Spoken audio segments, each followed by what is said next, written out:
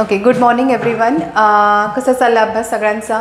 I hope सगळ्यांना ज्या प्रिलिमचे paper चाललेले आहेत आपले ते एकदम भारी जात आहे. तुमचं प्रिपरेशन छान झालेलं आहे. ठीक आहे, जरी कुठला क्वेश्चन्स अटेम्प्ट करायला प्रॉब्लेम वाटत असेल की नाही या टॉपिकचं प्रिपरेशन नाही झालं आहे, ते आता नोट डाऊन करून ठेवा. प्रिलिम्स यासाठीच आहेत की तुम्हाला ॲटलिस्ट कळायला पाहिजे की कुठल्या टॉपिकचं प्रिपरेशन झालेलं आहे, कुठल्या टॉपिकचं प्रिपरेशन झालेलं नाही. ठीक आहे, तर ह्या सगळ्या गोष्टी पेपर लिहिताना, पेपर झाल्यानंतर एक थोडा वेळ बसायचा, अर्धा पाऊण तास, की ॲनालिसिस करायचं की ओके माझा हा टॉपिक झाला होता, या टॉपिकचे मला क्वेश्चन्स अटेम्प्ट करता आले, not related to maths only, other subjects also, सगळ्या सब्जेक्ट्सबद्दल की हे टॉपिक्स मला अटेम्प्ट करता आले, अजून काही मला प्रिपरेशन या टॉपिकबद्दल पण करणं गरजेचं आहे का, किंवा काही टॉपिकचे क्वेश्चन्स मला अटेम्प्ट करताच नाही आले त्याबद्दल मात्र तुम्हाला आता अभ्यास करणं गरजेचं आहे. ठीक आहे, तर हे ॲनालिसिस डेफिनेटली करा. ठीक आहे, याच्यासाठीच प्रिलिमचा बेनिफिशियल राहील. आपला 3 प्रिलिमचा सेट होईल, तर प्रत्येक प्रिलिममध्ये ना तुम्हाला थोडी इम्प्रूव्हमेंट स्वतःमध्ये करता आली पाहिजे. ओके, हा पेपर अटेम्प्ट करताना मला काय काय डिफिकल्टीज आल्या त्या नेक्स्ट प्रिलिममध्ये फेस नाही करता आला पाहिजे. ठीक आहे, तर प्रॉपर एक ॲनालिसिस करा आफ्टर एव्हरी पेपर.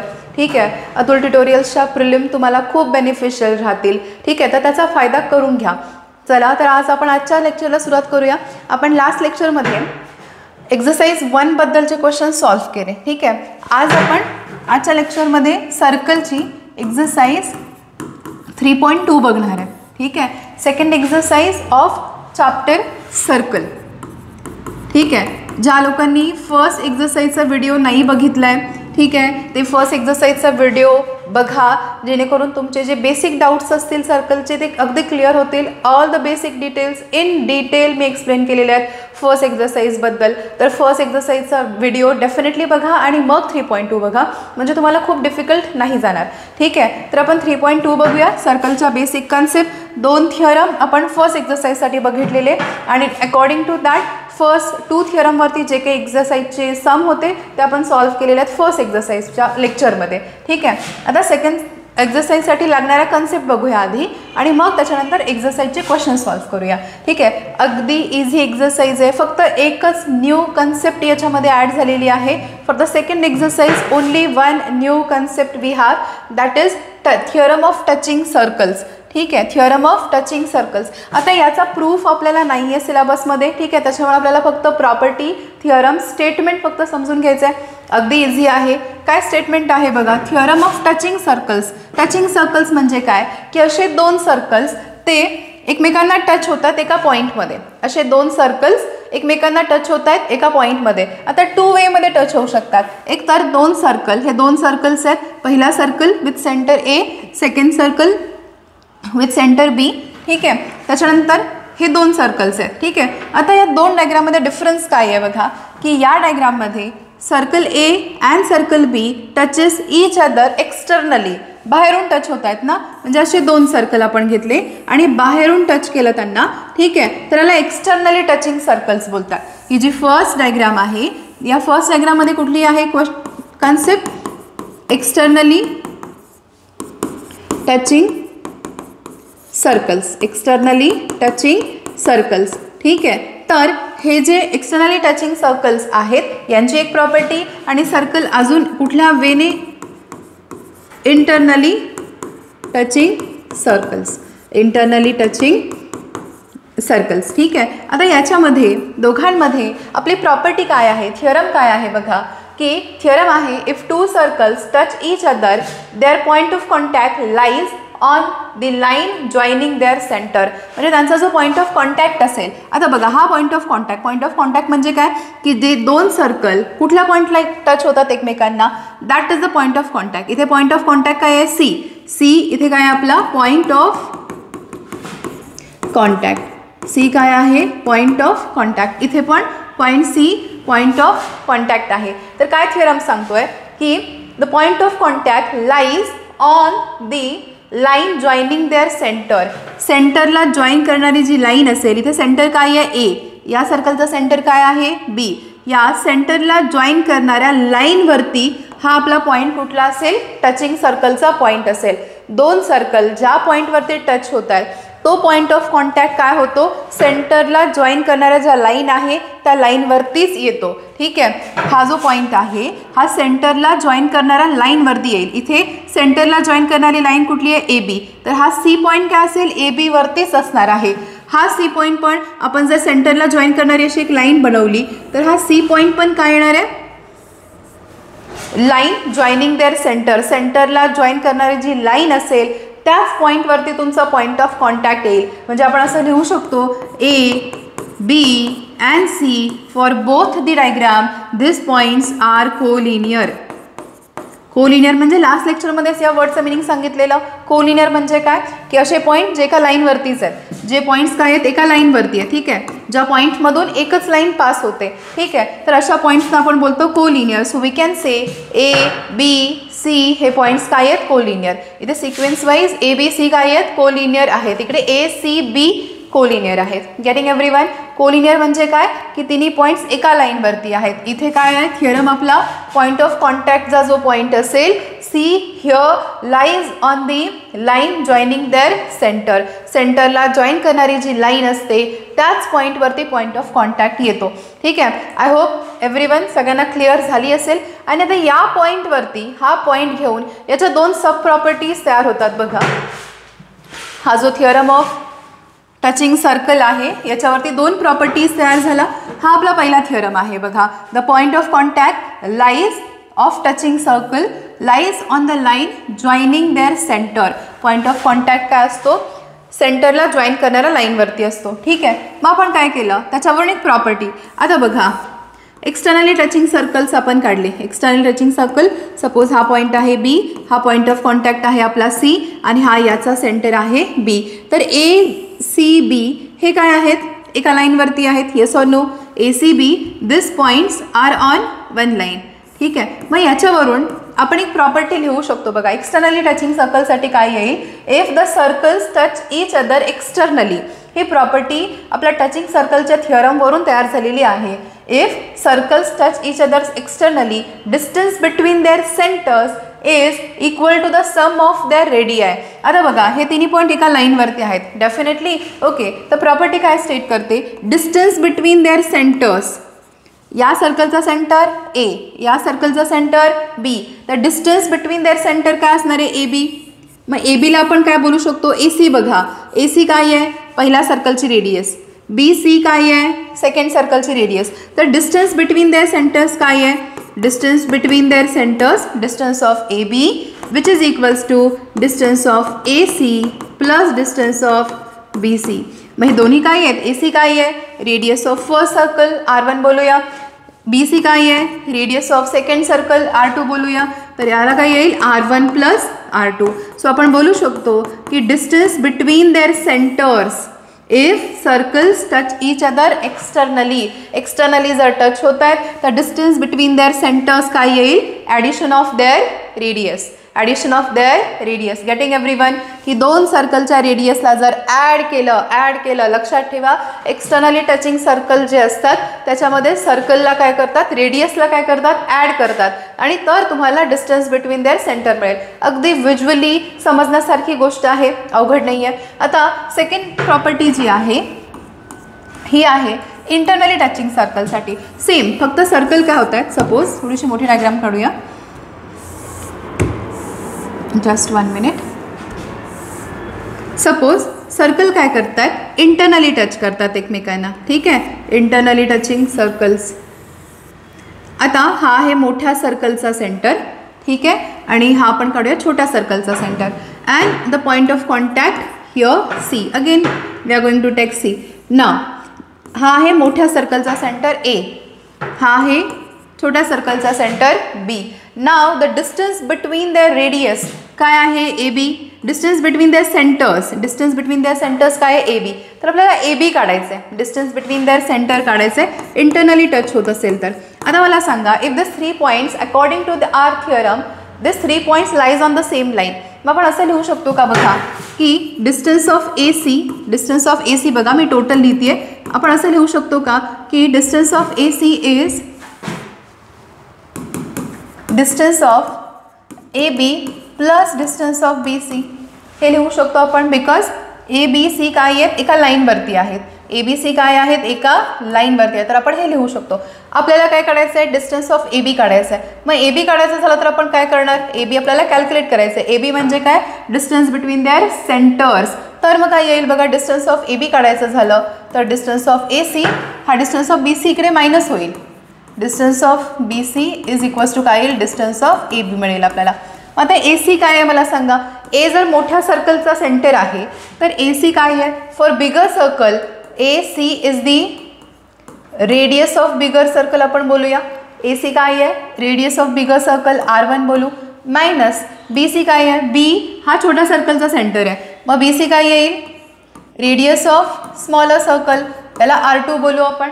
ठीक आहे. So distance of A B आपलं काय येईल, distance of A B will be subtraction of the distance of A B काय येईल, subtraction of their radii provided. इथे काय पाहिजे, R1 should be greater than R2. ठीक आहे. जर R2 ग्रेटर आला, जर तुम्हाला असं दिलं R2 is greater than R1 तर R2 मायनस R1 असं करायचं. ठीक आहे. जी रेडियस मोठी असेल त्याच्यामधून छोटी रेडियस सबट्रॅक्ट करायची. you'll get the distance between their centers. ही आपली थर्ड प्रॉपर्टी आहे. the distance between their centers of circle touching internally. Internally जर सर्कल टच होत असतील तर त्या दोघांच्या सेंटरमधला जो डिस्टन्स असतो, इथे काय आहे, A B. A B is the distance between their centres. हा काय असेल, equal to the difference between their radii, subtraction of their radii. अशी प्रॉपर्टी आहे आपली इंटरनली टचिंग सर्कलसाठी. अगदी इझी प्रॉपर्टी आहे. ठीक आहे, इझिली समजू शकता, अवघड नाही आहे. आणि सेकंड एक्झरसाइजसाठी आपल्या ही एकच प्रॉपर्टी आपली काय झालेली आहे, ॲड झालेली आहे. बाकी तर सुरुवातीच्या प्रॉपर्टीज ज्या आपण बघितलेल्या आहेत त्याच्यावरतीच क्वेश्चन्स बेस्ड आहेत. फक्त ही एवढी एकच property for the second exercise add झालेली आहे सॉल्विंगसाठी. ठीक आहे ना. फायनली आपण बघूया सेकंड एक्झरसाइज. अगदी इझी आहे. 1 2 3 क्वेश्चन्स. अगदी ओरली तुम्ही आन्सर सांगू शकता. जर तुम्हाला कन्सेप्ट कळाली आहे तर ओरली पण आन्सर सांगू शकता. ठीक आहे. नॉर्मली या टाईपचे क्वेश्चन्स तुम्हाला MCQ बेस्ड क्वेश्चन्समध्ये येतात किंवा 1 मार्क्स क्वेश्चन्समध्ये येतात. 2 मार्क्सला आले तर व्हेरी लकी फॉर यू, की अगदी भारी होईल तुमच्यासाठी की 2 मार्क्ससाठी एवढा इझी क्वेश्चन्स आला. पण मोस्ट प्रोबॅबली या टाईपचे जे क्वेश्चन्स असतात internally touching and externally touching सर्कलसाठी हे MCQ बेस्ड क्वेश्चन्स किंवा 1 मार्क्स क्वेश्चन्समध्ये येतात. ठीक आहे. क्वेश्चन नंबर 1मध्ये आपला क्वेश्चन नंबर 1चे 2 पार्ट्स आहेत, ए अँड बी. तर ए अँड बीमध्ये मोस्ट प्रॉब्ली या टाईपचे क्वेश्चन्स तुम्हाला विचारू शकतात. ठीक आहे. ओरली आन्सर सांगू शकता तुम्ही. सांगा बघूया की कमेंट सेक्शनमध्ये टेक 1 मिनिट पॉज करा तुम्ही व्हिडिओ आणि मला सांगा की 1 2 3चे क्वेश्चन्सचे आन्सर्स मला कमेंट बॉक्समध्ये सांगा. ठीक आहे. पॉज करा आणि 1 2 3चे ओरली तुम्ही बघा. आताच्या कन्सेप्ट बघितल्या आपण की जर सर्कल एक्सटर्नली टचिंग असतील तर डिस्टन्स बिटवीन देअर सेंटर्स कसे कॅल्क्युलेट करतो, ॲडिशन ऑफ देअर रेडियस. ठीक आहे. आणि जर सर्कल इंटरनली टचिंग असतील तर काय करतो आपण, distance between their centres calculate करतो आपण by the subtraction of their radius. ठीक आहे. बिगर रेडियस मायनस काय करायचं, स्मॉलर रेडियस करायचा. सांगा मला पटकन. ठीक आहे. की तुम्हाला तिघांचे आन्सर ओरली सांगता येतात का, चेक करूया आपण. ठीक आहे. आय होप सगळ्यांनी सॉल्व्ह केलं असेल, आला असेल तर बघा आता लिहायचं आहे कसं. ठीक आहे. बघा 2 सर्कल्स हॅव्हिंग, क्वेश्चन नंबर 1 बघूया आपण इकडे. क्वेश्चन नंबर 1 काय दिला आहे, 2 circles having radii 3.5 centimetre 4.8 centimetre touch each other internally, find the distance between their centres. ठीक आहे. आपण एक डायग्राम काढूया. ज्या क्वेश्चन्समध्ये डायग्राम दिली नसते तरीही स्वतः डायग्राम ट्राय करायचं, ड्रॉ करायला. ठीक आहे. जेवढं तुम्ही डायग्रामॅटिक प्रॉपर सॉल्व्ह कराल ना तेवढे तुमचे प्रेझेंटेशन इन्क्रीज होईल. 1 मिनिट. हां, इरेझर वर्क का करत नाही आहे. ठीक आहे.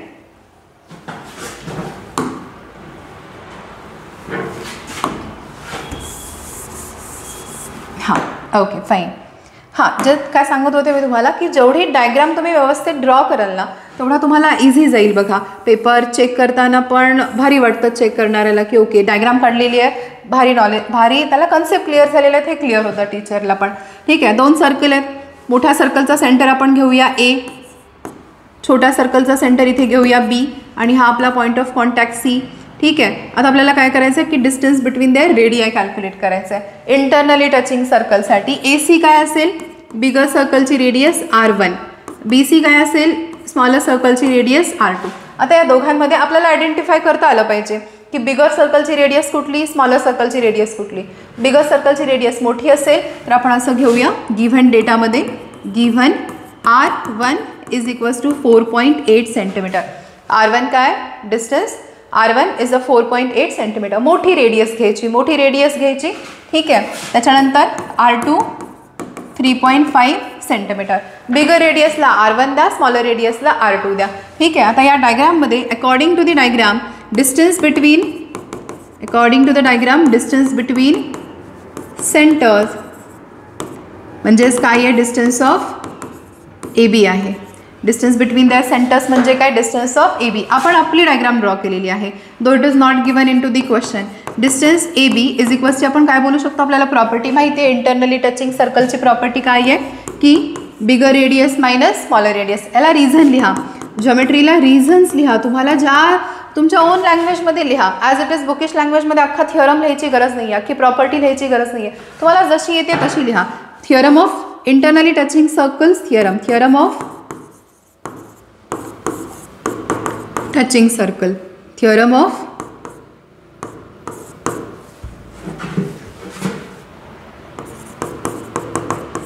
टचिंग सर्कल्स, याला ब्रॅकेटमध्ये असं लिहा इंटरनली, ठीक आहे. इंटरनली प्रॉपर्टी आहे, ठीक आहे. R1 किती आहे, R1 bigger radius 4.2. Again I am repeating, R1 नेहमी बिगर रेडियस घ्यायची, R2 स्मॉलर रेडियस घ्यायची. R2 आहे 3.5, सबट्रॅक्शन किती येईल 1.3 सेंटीमीटर. सबट्रॅक्शन येईल 1.3 centimetre. So distance between the centres AB काय आला, आपण आधीच लिहिलेलं आहे बघा इकडे. डिस्टन्स बिटवीन द सेंटर्स म्हणजे काय, तर distance of AB.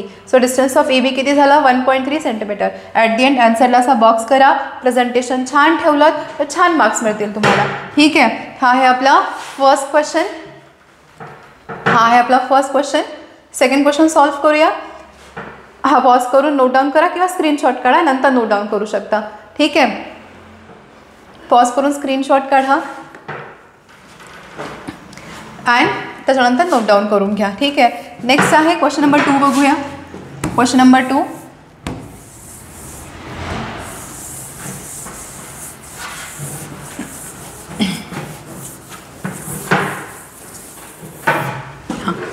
Question number 2 बघा. आता क्वेश्चन नंबर 2 मध्ये काय दिलेलं आहे की 2 circles of radius 5.5 centimetre 4.2 centimetre touch each other externally. आता इथे एक्सटर्नली होत आहेत, डायग्राम काढूया. 2 एक्सटर्नली टचिंग सर्कलची डायग्राम, ठीक आहे. Distance between the centre is A आणि B असे सर्कल घेऊया सेंटरचे आणि पॉईंट ऑफ कॉन्टॅक्ट देऊया आपण C. आता एक्सटर्नली टचिंग सर्कल जर असतील तर रेडियसला R1 R2 तुम्ही कुठलाही घेऊ शकता, काही फरक पडत नाही. एक्सटर्नली टचिंग सर्कलसाठी बिगर रेडियस स्मॉलर रेडियस बघायची गरज नाही आहे, कारण इथे ॲडिशन आहे. प्रॉपर्टीमध्ये काय होतं की एक्सटर्नली टचिंग सर्कल्समध्ये distance between their centres is addition of their radii, त्याच्यामुळे R1 R2 कुठलाही रेडियसला घ्या.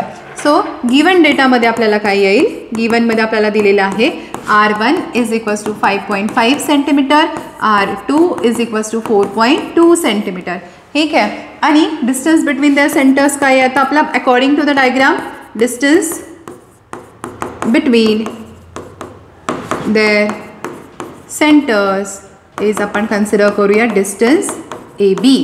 AB काय आहे, A पहिला सर्कलचा सेंटर, B सेकंड सर्कलचा सेंटर, तर डिस्टन्स बिटवीन देअर सेंटर्स काय येईल AB, ठीक आहे. सो डिस्टन्स ऑफ AB काय येईल, formula according to the property of theorem of touching circles. Externally काय होतं, रेडियसची ॲडिशन करतो आपण. R1 आहे 5.5, ही आहे 4.2, so answer will be 9.7 centimetre. Answer किती येईल 9.7 सेंटीमीटर. त्याला प्रॉपर्टी लिहा, theorem of touching circle. Property लिहायला विसरू नका. Again I am repeating same thing because it is very very very important. कारण की प्रॉपर्टी जर लिहिली ना तर भारी मार्क्स मिळतात तुम्हाला. टीचरला चेक करताना वाटतं की ओके याला कन्सेप्ट क्लिअर झालेल्या आहेत म्हणून प्रॉपर्टीज प्रॉपर लिहिलेल्या आहेत. ओन वर्ड्समध्ये लिहा, ठीक आहे. थिअरम ऑफ टचिंग सर्कल्स आणि इथे लिहा एक्सटर्नली, कारण एक्सटर्नलीची प्रॉपर्टी आहे ही, ठीक आहे. लास्टला आन्सरला काय करायचा, बॉक्स करायचा. Distance of AB is 9.7 centimetre. 9.7 centimetre. I hope externally आणि इंटरनलीची कन्सेप्ट क्लिअर झाली आहे सगळ्यांना, ठीक आहे. आता थर्ड क्वेश्चनमध्ये एक्सटर्नली पण दिलं आहे आणि इंटरनली पण दिला आहे. हा तुम्हाला होमवर्कला क्वेश्चन देते मी, हा तुम्ही होमवर्क सेल्फ सॉल्व्ह करा. ठीक आहे, तुम्हाला येईल. इंटरनली एक्सटर्नली सांगा, ओरली पण आन्सर सांगू शकता. एक्सटर्नलीमध्ये रेडियसची ॲडिशन करतो आपण, एक्सटर्नलीमध्ये काय करतो, रेडियसची ॲडिशन करतो, 6.8 आन्सर येईल. आणि इंटरनलीमध्ये काय करतो, रेडियसची सबट्रॅक्शन करतो, बिगर रेडियस मायनस काय करा स्मॉलर रेडियस 1.2 आन्सर येईल याचा. ठीक आहे, सॉल्व्ह करा हा क्वेश्चन होमवर्कला. थर्ड पहिला 2 क्वेश्चनचाच कॉम्बिनेशन इथे दिलेला आहे, व्हॅल्यूज वेगळ्या आहेत. एक्सटर्नलीसाठी ॲड करा, इंटरनलीसाठी सबट्रॅक्ट करा. व्हेरी इझी, ज्या वेमध्ये इथं लिहिलेलं आहे असंच लिहा. डायग्राम दिलेली नाही आहे क्वेश्चन्समध्ये, तरी पण स्वतःची डायग्राम ड्रॉ करायची जेणेकरून प्रेझेंटेशन भारी वाटतं. डायग्राम पेन्सिलने ड्रॉ करा, व्यवस्थित ड्रॉ करा. ठीक आहे, नेक्स्ट बघूया क्वेश्चन आपण. 4th question. एक्सरसाइज छोटी आपली 5च क्वेश्चन्स आहेत. ठीक आहे, 4th क्वेश्चन बघा. ओके, आता इथे सिमिलरिटीची प्रॉपर्टी वापरायची. ठीक आहे, आधीच्या चॅप्टर्सचा थोडासा यूज होईल तुम्हाला. ठीक आहे, क्वेश्चन नंबर 4 काय दिलं आहे बघा. In the figure 3.27 the circles with centre P and Q touch each other at point R. ठीक आहे, 2 सर्कल दिलेले आहेत, 2 सर्कलचा पॉईंट ऑफ कॉन्टॅक्ट कुठला आहे, R. ठीक आहे, then a line passing through R meets the circle at A and B respectively. R पासून एक लाईन पास होती आहे जी पहिल्या सर्कलला A मध्ये टच होती आहे आणि सेकंड सर्कलला B मध्ये मीट होती आहे. ठीक आहे, प्रूफ दॅट. आता काय काय प्रूफ करायचे, 3 प्रूफ आहेत बघा आपल्याला. Segment AP is parallel to segment BQ. Okay, AP आणि BQ पॅरलल आहेत ते प्रूफ करायचं आपल्याला. ओके, त्याच्यानंतर APR is similar to RQB. APR आणि RQB सिमिलर आहे ते प्रूफ करायचे. and find RQB if PAR जर 35 डिग्री आहे तर आपल्याला प्रूफ करायचं आहे RQB लिहायचं. ठीक आहे, चला 1 बाय 1 प्रूफ करूया. नॉट नेसेसरी की इन सिक्वेन्स प्रूफ झालं पाहिजे, सिक्वेन्स इकडे तिकडे करू शकतो, कारण आपल्याला थर्ड कंडिशनवरून आपल्याला एक आयडिया मिळत आहे की काय काय करायला पाहिजे. ठीक आहे, चला सॉल्व्ह करूया. काय काय दिलं आहे बघा आधी सध्या तरी. In diagram we have given, in diagram आपल्याला दिलेला आहे कुठला अँगल दिला आहे, जो एक अँगल दिला आहे तो लिहूया. थर्डमध्ये एक अँगल दिला आहे, अँगल PAR इज 35 डिग्री. एवढी तर इन्फॉर्मेशन आपल्याला दिलेली आहे. ठीक आहे, आता हा वाला अँगल दिला बघा PAR. ठीक आहे, PAR. मी हा सेपरेटवाला इथे पार्ट ड्रॉ करते, PAR वाला फक्त एकच सर्कलवाला ड्रॉ करते इकडचा, इकडे फक्त एकच सर्कल ड्रॉ केला आहे मी. ठीक आहे, पुढे तर डायग्राम आहे आपली, पण मी हा समजण्यासाठी तुम्हाला थोडंसं मोठा ड्रॉ केलेला आहे. P पॉइंट, सॉरी, हा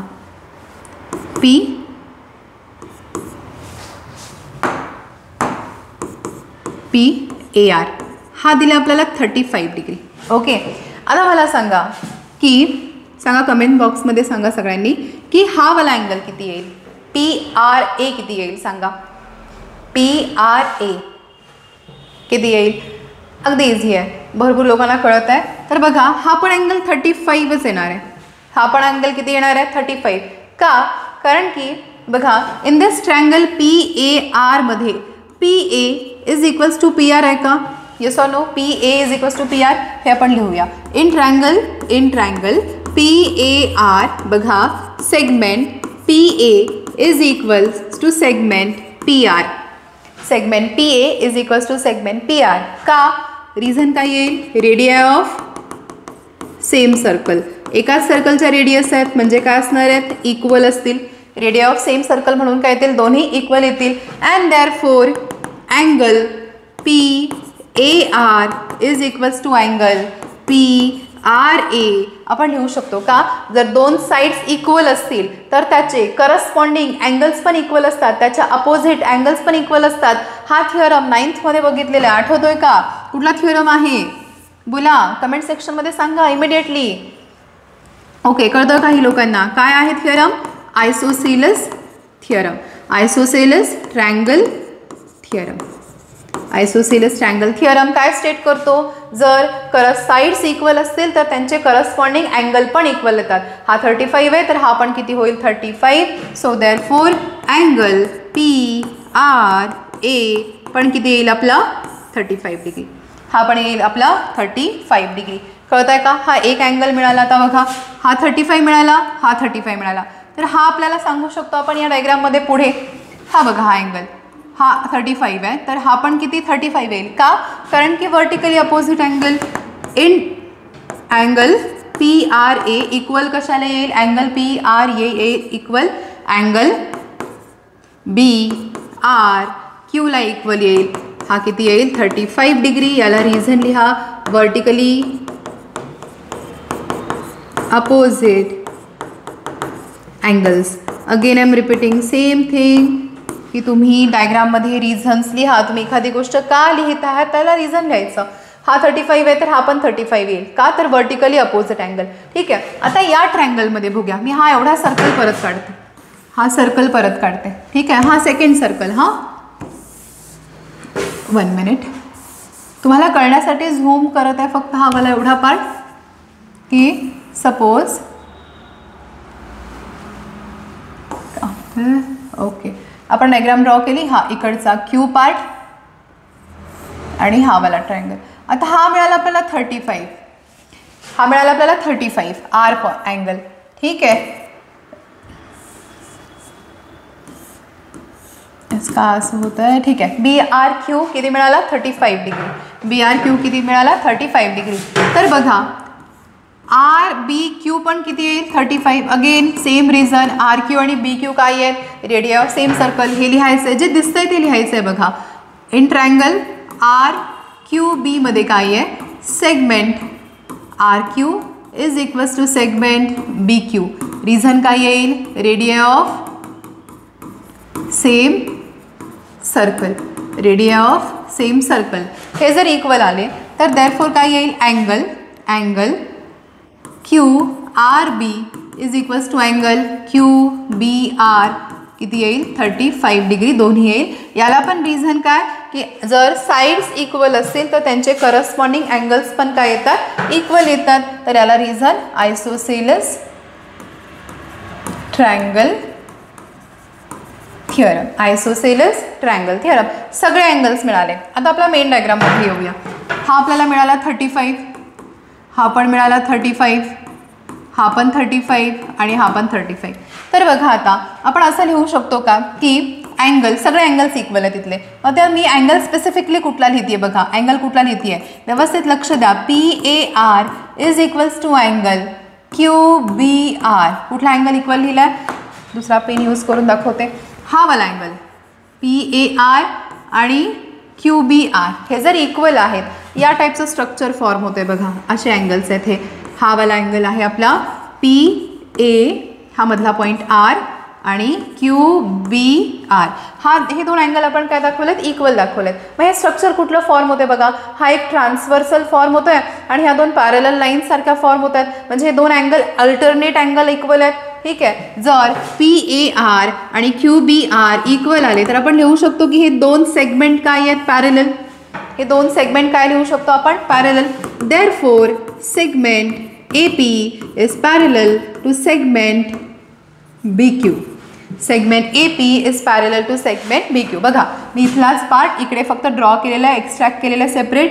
APR त्याच्यानंतर PAR QBR हे दोन अँगल इक्वल आहेत. ह्या दोघांची व्हॅल्यू किती आहे 35 आहे.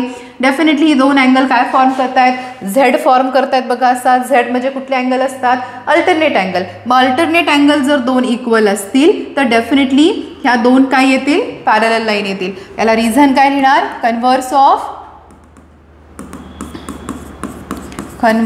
Of alternate angle. हे सगळे थिअरम आपण 9thला बघितलेले आहेत, आठवले पाहिजेत व्यवस्थित. ठीक आहे. Converse of alternate angle theorem. ठीक आहे. तर याच्यावर आपलं हे फर्स्ट प्रूफ झालेलं आहे. फर्स्ट क्वेश्चन आपला सॉल्व्ह झालेला आहे AP. आता दोन्ही इझिली सॉल्व्ह होतील. हा आपला पार्ट लिहिणं इम्पॉर्टंट होतं, बाकी तर अगदी इझिली व्हॅल्यूज मिळतील. बघा RQB तर मिळालं पण आहे आपल्याला. RQB काढायचं आपल्याला का मिळू शकतं आपण, ते बघूया आपण. आपलं आता सेकंड बघूया. इन ट्रायंगल कुठे दोन ट्रायंगल दाखवायचे, triangle APR and triangle RQB. सेकंडसाठी सॉल्व्ह करूयात आहे. आता याच्यामध्ये बघा कुठले कुठले अँगल इक्वल दाखवू शकतो आपण. बघा इकडे अँगल हे तर दाखवलं आपण, हा वाला angle PAR is equals to angle QBR. दोघांची व्हॅल्यू काय आहे 35 आहे.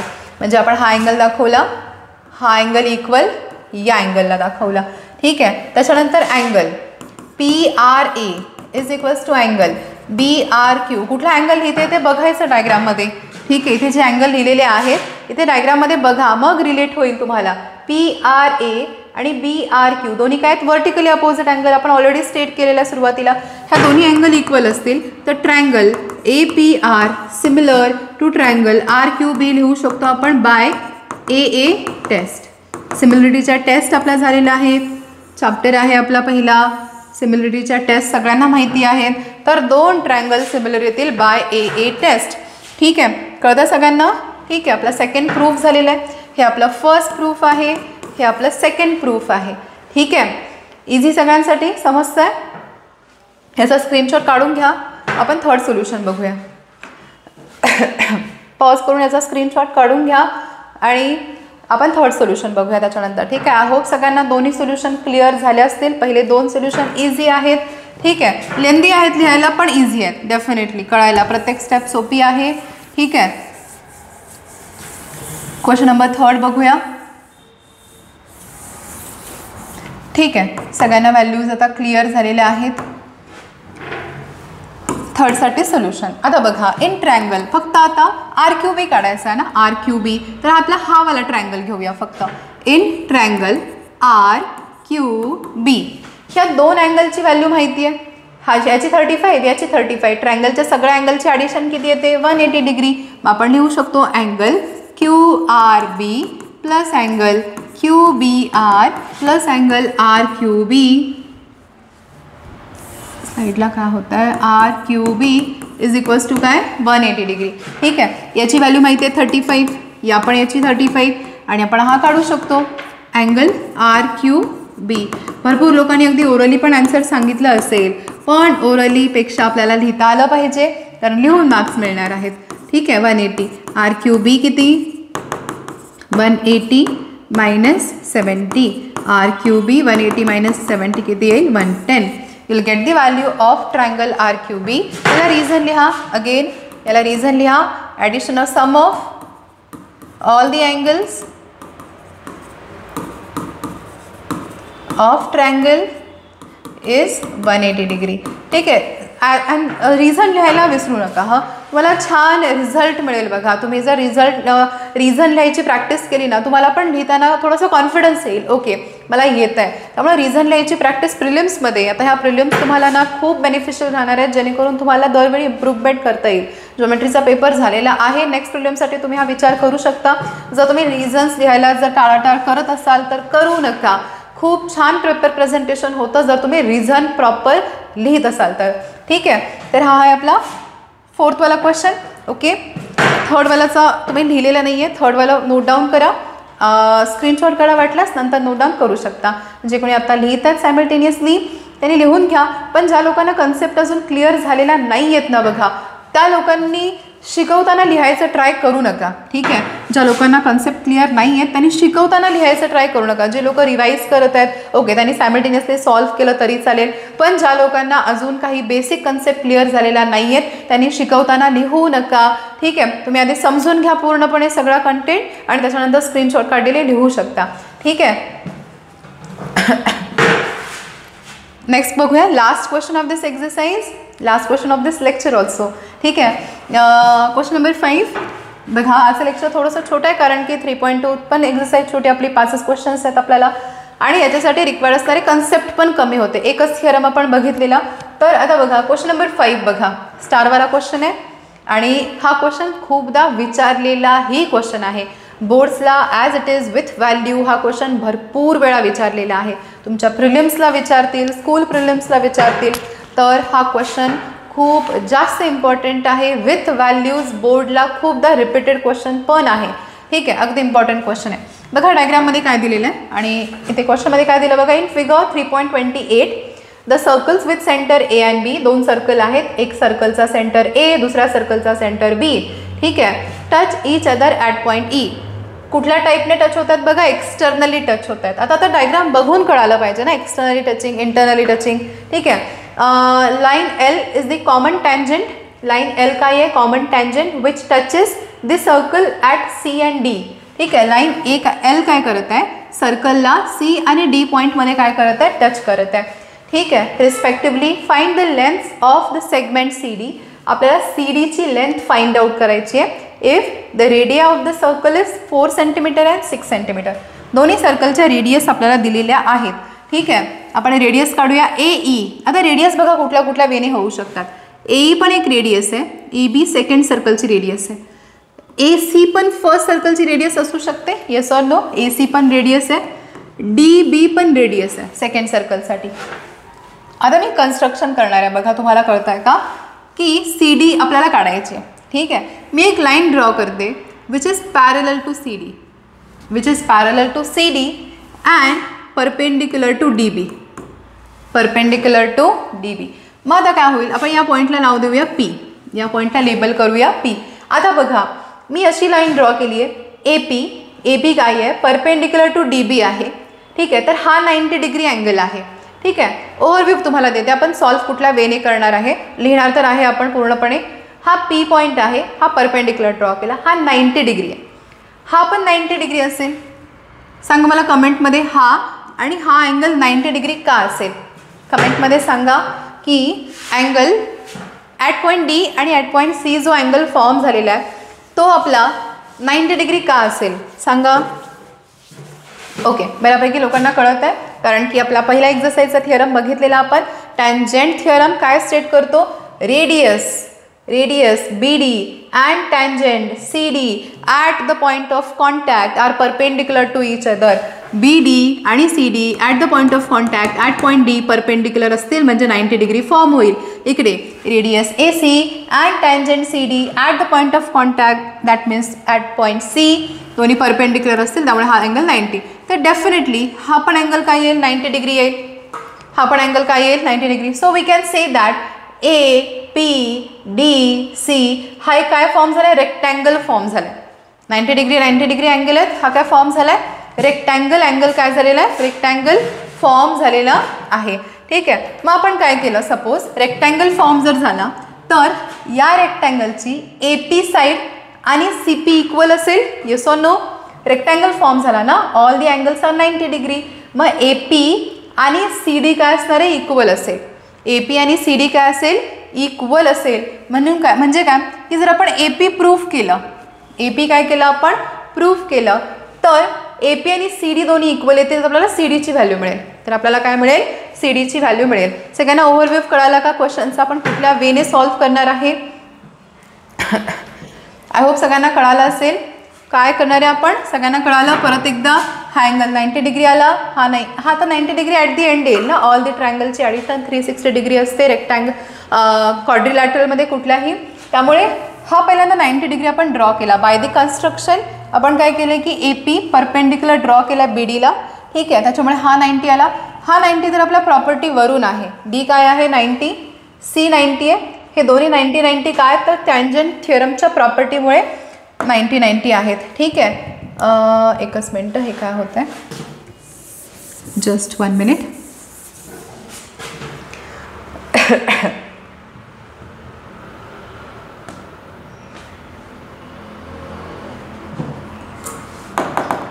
ओके थांबा, हे प्रिपेरिंग टू एक्सपोर्ट झालं की सुरू होईल. ठीक आहे, 2 मिनटं.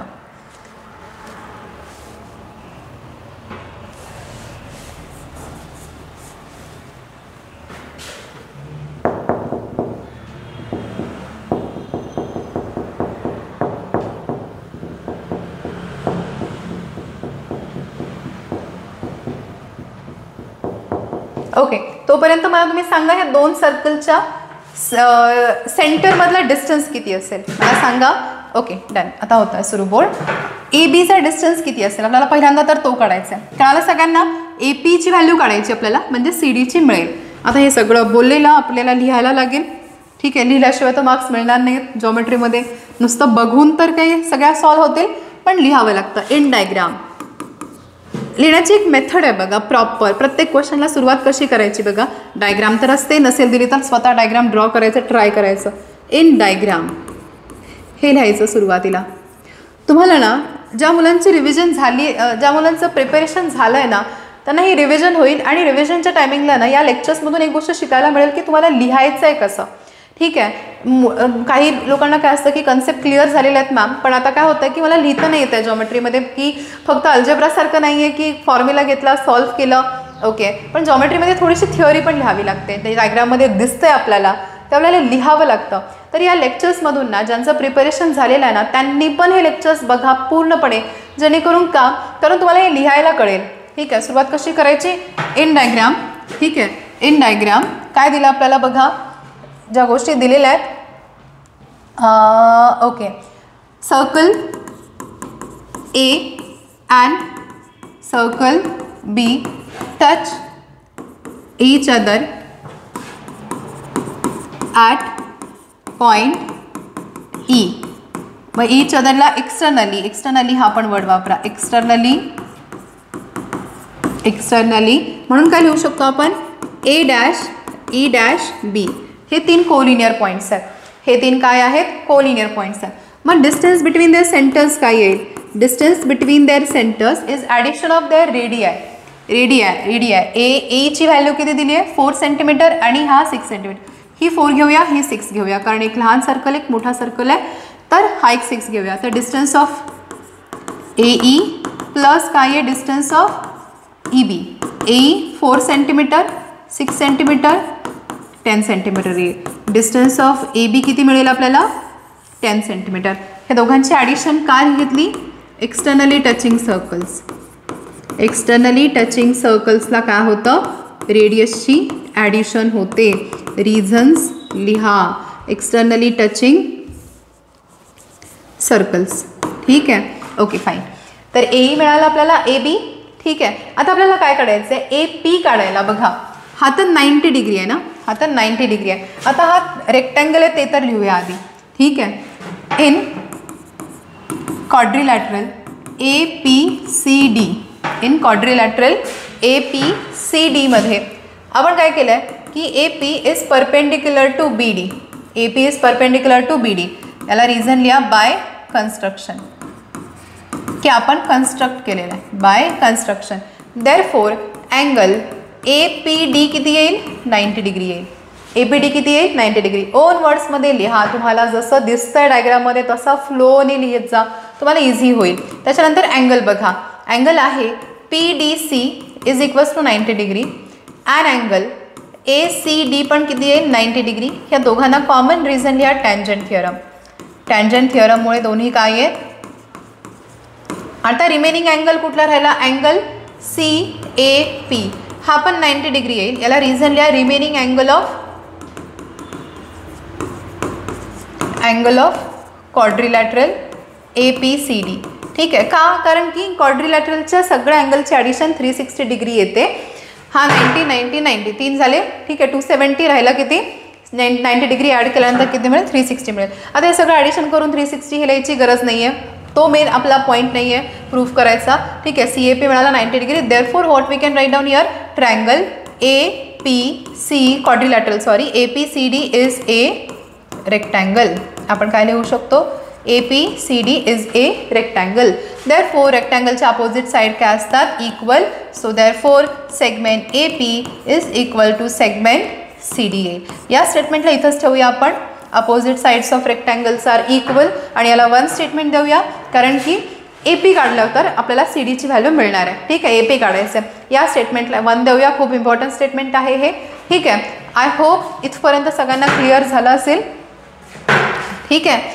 हा पॉईंट लिहून घ्या, स्क्रीनशॉट काढून घ्या, नंतर नोट डाऊन करा. ठीक आहे. इरेज करणार आहे मी तिकडचा पार्ट. ठीक आहे. आता ABची व्हॅल्यू किती मिळाली, 10. ABची व्हॅल्यू किती मिळाली, 10. इथं लिहिते मी ABची व्हॅल्यू, इथं कळतेच तुम्हाला, 4 + 6 किती येईल, 10 येईल. इथे मी नोट डाऊन करते. AB किती मिळालं, 10 सेंटीमीटर. इथला पार्ट होता तो. ठीक आहे. आता आपल्याला काय काढायचं आहे, AP काढायचं आहे. मग आपण काय घेऊया, इन आधी PB काढून घेऊया, तुम्हाला सांगते. बघा समोर लक्ष द्या. अरे ठीक आहे. आता बघा सेगमेंट APCDला इक्वल आहे, तर आपला सेगमेंट AC हा सेगमेंट DPला इक्वल असेल का, येस असेल ना इक्वल, कारण AC आणि DP पण अपोजिट साईड्स आहेत. ह्या दोघांची व्हॅल्यू किती येईल मला सांगा, 4 सेंटीमीटर. का? कारण की AC पहिल्या सर्कलची रेडियस आहे, याची व्हॅल्यू आहे माहिती आपल्याला 4 सेंटीमीटर. AC 4 सेंटीमीटर असेल तर DP पण किती येईल, 4 सेंटीमीटर. देअरफोर आता बघा, DPB एका लाईनमधले पॉईंट्स आहेत, DPB एका लाईनमधले पॉईंट्स आहेत. मग काय येईल, DP plus PB is equals to काय येईल, टोटल BD येईल. आता DP माहिती आहे आपल्याला 4 सेंटीमीटर, DPची व्हॅल्यू किती मिळाली, 4 centimetre plus PB is equals to BDची व्हॅल्यू पण माहिती आहे आपल्याला. BD या सर्कलसाठी रेडियस आहे बघा 6 सेंटीमीटर. मग PB किती येईल, 6 - 4 PB मिळेल 2. आता तुम्हाला याची व्हॅल्यू का काढली ते कळेल बघा. PB मिळाला आपल्याला, इथं लिहिते मी PB 2 सेंटीमीटर. ठीक आहे. आता हे का काढलेलं आपण, कारण की इन ट्रायंगलमध्ये AP काढायचं आहे बघा. इन ट्रायंगल APB मध्ये अँगल APB किती आहे, 90 डिग्री. हा बघा, हा अँगल किती, हा 90 डिग्री आहे ना इकडचा, तर APB पण किती आहे, 90 डिग्री. मग या ट्रायंगलमध्ये 90 डिग्रीवाला राईट अँगल ट्रायंगल फॉर्म झाला. राईट अँगल ट्रायंगलमध्ये सगळ्यात यूज कुठला थिअरम वापरतो आपण, पायथागोरस थिअरम. काही नाही माहिती असलं जॉमेट्रीमधलं तर हा थिअरम तर माहितीच पाहिजे, पायथागोरस थिअरम. काय स्टेट करतो, 90 डिग्री ट्रायंगलमध्ये. इथं मी ट्रायंगल ड्रॉ करते सेपरेट. ठीक आहे, या बाजूला APB. AP काढायचं आपल्याला. PB किती आलं आपलं, 2 सेंटीमीटर. AB किती आलं आहे, 10 सेंटीमीटर. AB 10 इथं लिहिलेलं आहे, PB 2 आलेलं आहे. तर पायथागोरस थिअरम हा 90 डिग्री थिअरम आहे, अँगल आहे. मग इथं काय येईल, ABचा स्क्वेअर इज इक्वल्स टू APचा square plus PB square. Pythagoras theorem सगळ्यांना क्लिअर असेल. तर ABची व्हॅल्यू किती दिली आहे बघा, ABची व्हॅल्यू 10 आपण काढलेलीच आहे. AB 10 स्क्वेअर, AP स्क्वेअर काढायचं आपल्याला प्लस BP किती काढला आपण, 2 स्क्वेअर. हा येईल 100. AP स्क्वेअर काढायचा आहे प्लस 4, हा मायनस होईल, 100 - 4 AP square. 96 is equals to AP square. 96 is equals to काय येईल, AP स्क्वेअर. ठीक आहे, 96ला फॅक्टराईज करूया. AP is equals to root of 96, याला येईल 16 6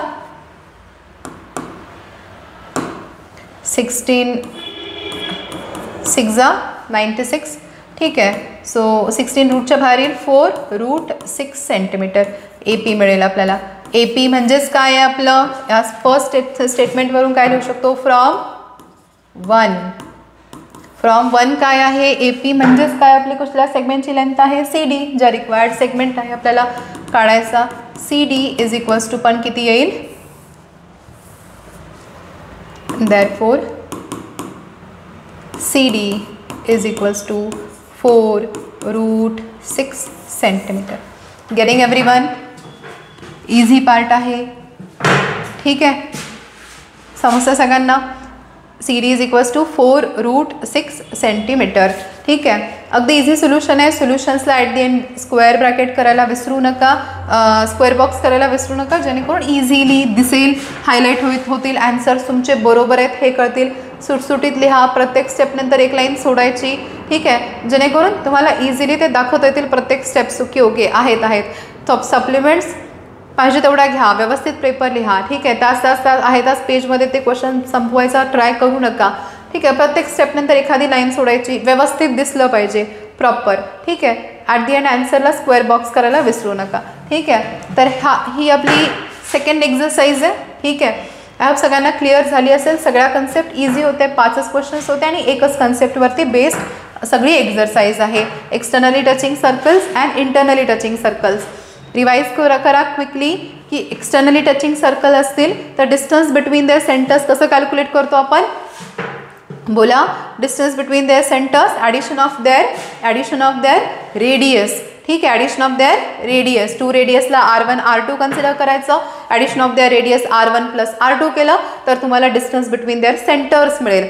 आणि सेकंड प्रॉपर्टी काय की when the circles intersect internally to each other. Internally जर इंटरसेक्ट होत असतील तर डिस्टन्स बिटवीन देअर सेंटर्स काय कॅल्क्युलेट करतो आपण, bigger radius minus smaller radius. Internally circles करताना व्यवस्थित करा, सबट्रॅक्शन आहे. मुलांचे सगळ्यात जास्त जर मार्क्स मॅथ्समध्ये कुठं जात असतील तर सबट्रॅक्शन प्रॉपर न करता आल्यामुळे. ठीक ठीक आहे. बिगर रेडियस मायनस स्मॉलर रेडियस करायची, अगदी छोटी गोष्ट आहे, पण ही प्रॉपर हायलाईट करा, डोक्यामध्ये ठेवा, कारण की याच्यामध्येच मार्क्स देण्याचे चान्सेस जास्त असतात. ठीक आहे. सबट्रॅक्शन व्यवस्थित करा, पॉईंटवाले नंबर येतील तिथे मात्र डेफिनेटली टेक केअर करा. पॉईंट्स असतील तर सबट्रॅक्शन केअरफुली करा. ठीक आहे. Take 1 or 2 minutes extra to solve certain questions. काही क्वेश्चन्स असतात ना की 1-2 मिनटं एक्स्ट्रा घ्यायचे, पण गडबडीमध्ये पॅनिक सिच्युएशनमध्ये सॉल्व जर केलं तुम्ही तर मार्क्स जाण्याचे चान्सेस जास्त असतात. अर्धा मार्क, 1 मार्क जर प्रत्येक क्वेश्चनमधला काउंट केला तर मार्क्स कमी होतील आपले. त्याच्यामुळे ना सॉल्व करताना पॅनिक नाही व्हायचं आहे, एकदम इझिली सॉल्व करायचा. प्रत्येक स्टेप बघायची की ओके हे मी बरोबर करत आहे का, घाबरून नाही सॉल्व करायचं आहे, पण पॅनिक पण नाही व्हायचं आहे. ठीक आहे. आणि त्याच्यामुळे मग अर्धा एखादा मार्क्स जातो आणि इव्हेंच्युअली जाऊन आपले 5-6 मार्क्स जॉमेट्रीमध्ये निघून जातात. का तर कन्सेप्ट क्लिअर आहेत, सगळं झालेलं आहे, व्यवस्थित झालेलं आहे, पण मला पेपर सॉल्व करताना पॅनिक होतो, मी पॅनिक होऊन सॉल्व करतो, मग माझ्या अर्धा एखादा मार्क्स निघून जातो.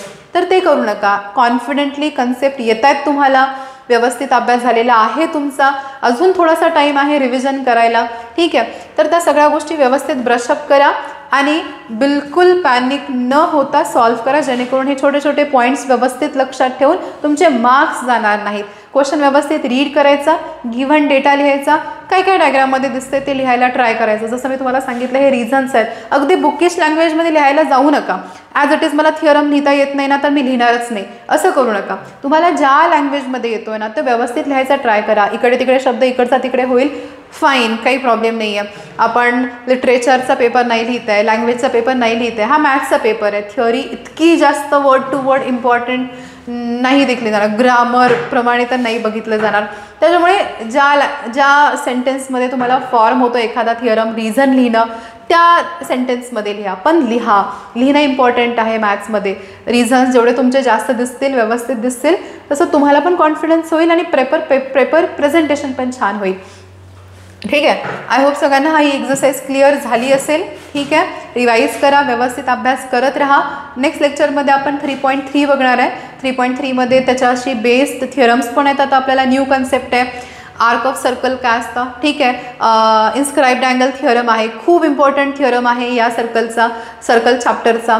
3.3 एक्सरसाइज खूप जास्त इम्पॉर्टंट एक्सरसाइज आहे. So please don't skip next lecture. हे लेक्चर पण व्यवस्थित बघा. ज्या लोकांनी फर्स्ट लेक्चर बघितलं नव्हतं आणि ते सेकंड लेक्चर बघायला आलेले आहेत त्यांना थोडंसं डिफिकल्ट जाईल. सिमिलरिटीवाला पार्ट ज्यांचा क्लिअर नाही आहे त्यांना थोडंसं डिफिकल्ट जाईल, पण प्लीज फर्स्ट लेक्चर बघा, परत सेकंड लेक्चर बघा. ठीक आहे. In next lecture we will continue with the third exercise. All the best for the exam. अभ्यास करत राहा.